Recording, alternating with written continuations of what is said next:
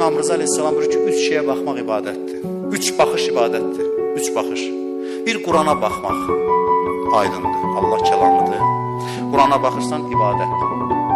Heç İmam Rıza deməsəydə ehtimal verərdi Qurana baxmaq ibadətdir. 2, valideynin üzünə baxmaq ibadətdir. Övlad oturub atasına baxır, anasına baxır, üzünə baxmaq ibadətdir. Hər baxışı dinlər bir həcc savabıdır, Peyğəmbər buyurur. Bunu da deyəndə deyəcəklər, həcci kisildirsən. Həcci kisildirsən. Həccdən heç üstün ola bilməz. Buyurur, bir baxış, hər dəfə baxırsan Kəbəyə, atanın, ananın üzünə, həcc ziyarətindən üstündür. Bir də hansı baxış ibadət olsa yaxşıdır. Buyurur, dənizə baxmaq ibadətdir. Dəryaya baxmaq ibadətdir. Görün, nə gözəl dindir bu. Dənizə oturub baxmaq ibadətdir.